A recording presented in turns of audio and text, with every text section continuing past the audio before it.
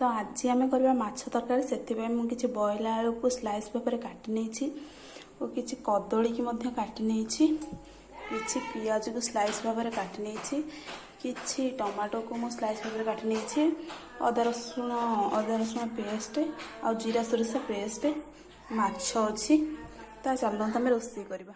तो फास्ट मु कड़े को धोईदे भल भाव में गरम कर नवा। तो फाइनल कड़े गरम हो गले किसी तेल नवा। तो तेल किसी गरम हो आसला पर आम जोड़े जीरा दबा किसी तेजपत्र सुखिला लंका दीटा भल भाव में फ्राए करवा। तो फ्राए हो गला पर किसी पियाज दबा स्लाइस होता पियाज को भल भाव में फ्राए करवा। पियाज टिके ब्राउन हो आसला तो आम से किसी रसुण पेस्ट को ऐड करवा। तापर अदा नहीं अदा को पकेबा। तापर अदा टिके हो आसला बेलू टमाटो नहीं जो पकेबा किसी पानी ऐड करवा अल्प अल्प पानी ऐड करवा। पानी टिके फुटी आसला बेलू लंका लंका में स्वाद अनुसार नहीं पारे मुझे नौ 2 चम्मच जेहेतु लंकाटा राग ना से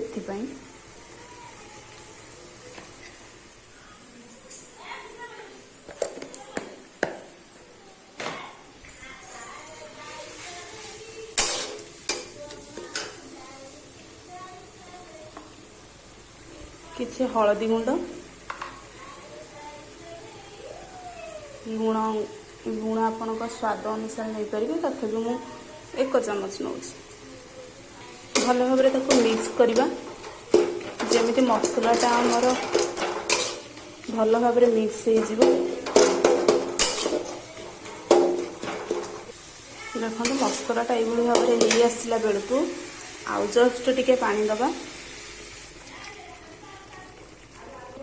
से किसी धनिया गुंडा ऐड करवा।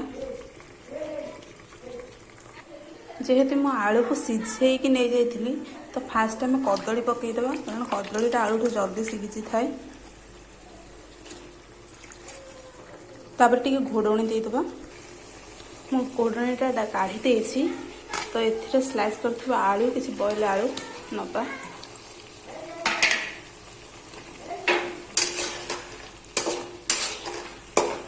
एथिरे किसी जीरा सोरिष पेस्ट दबा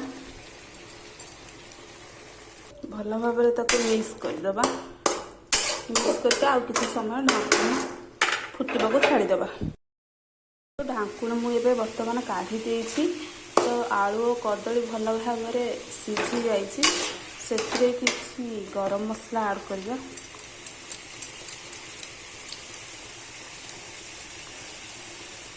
भल भाव में कषे दबा 2 मिनट में टे कषे देवे।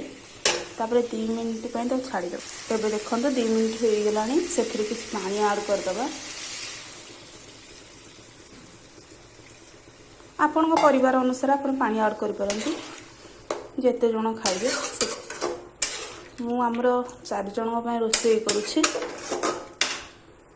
पानी दे सारा पर टिके किसी समय फुटिया ढांकुणीटा को मड़े ढांकुणीटा खोली देछि देखिपे कि भाव में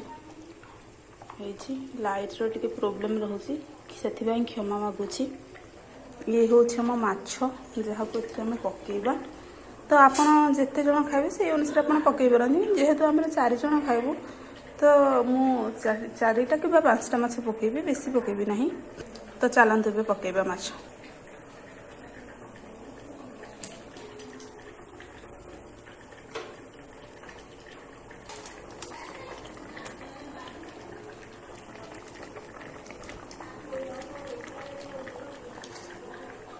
देखो तो माछ टिके फुटी आसला आम से किसी भुसुंगा पत्र ऐड करदे।